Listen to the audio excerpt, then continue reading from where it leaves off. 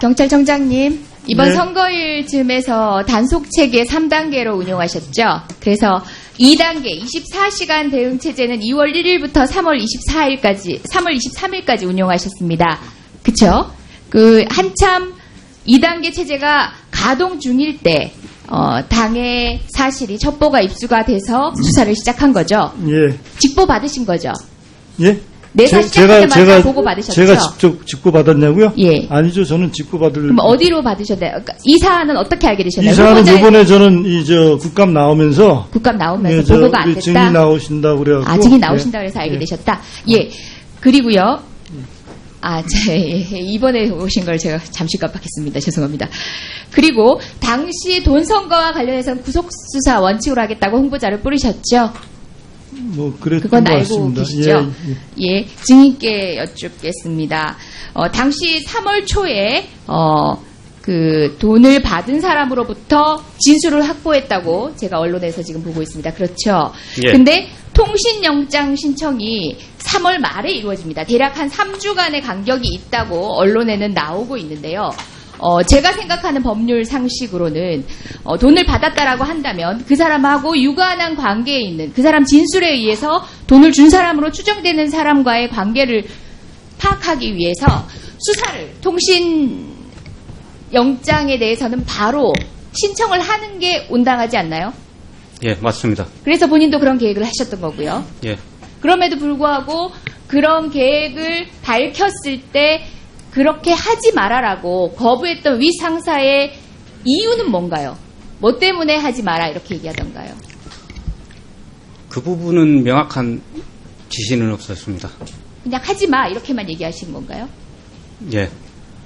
어쨌든 어떤 이유에서 그만두게 했는지는 몰라도 통상의 수사의 단계나 선택하는 방법에 비하면 이례적인 거죠. 네. 예. 그리고 피의자 수사가 그로부터 한 달이나 훨씬 뒤에 있게 됐다는 것도 통상적이지 않은 거죠. 미리 소환을 하려고 본인은 수사 계획을 하고 보고를 한 적 있나요? 처음 저희 4월 중순에서야 피의자 수사가 됐었는데 그 전에 피의자 수사를 해야 된다라고 주장한 적 있었나요? 일단 통신을 먼저 확보를 한 다음에 네네. 피의자 수사하는 게 기본이기 때문에 저는 통신을 먼저 하자고 했었습니다. 예. 여기서 피의자라고 하는 것은 지금 언론에서 얘기가 되는 홍모 씨와 고모 씨를 제외한 그러니까 지상욱 의원에 대한 것까지도 염두하고 지금 생각을 하고 계셨던 거죠. 그 이유는 무엇인가요? 염두하신 건지 먼저 말씀해 주시고 그렇게 생각하시는 이유. 예, 전체적으로는 염두를 해두었습니다. 네. 자, 이재정 의원님. 자, 추가 질의하세요. 예.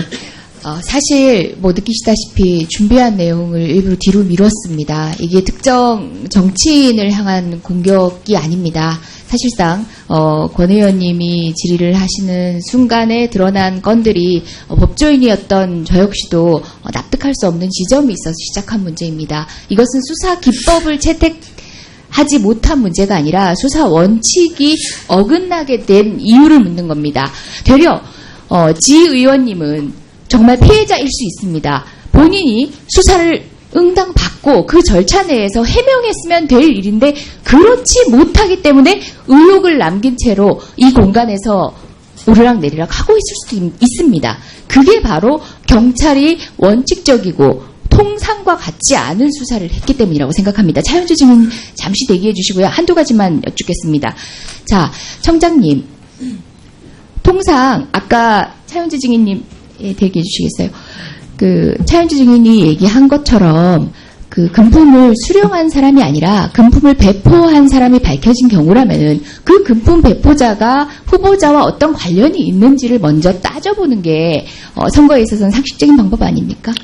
아까 수사국장이 보고를 드렸습니다만은 두 사람 중에 한 사람은 완전히 부인하고 한 사람은 그러니까 받은 사람이 한 분이 인정을 했죠. 인정을 했는데, 자, 그러면 차윤주 증인, 자, 3월 1일자로 받은 사람 한 명이 시인을 했다고 하지요. 예. 예. 그랬는데 당시에 배포자로 알려진 홍모 씨, 고모 씨한테 통신영장, 압생영장을 신청을 요구를 했습니다. 그죠? 예.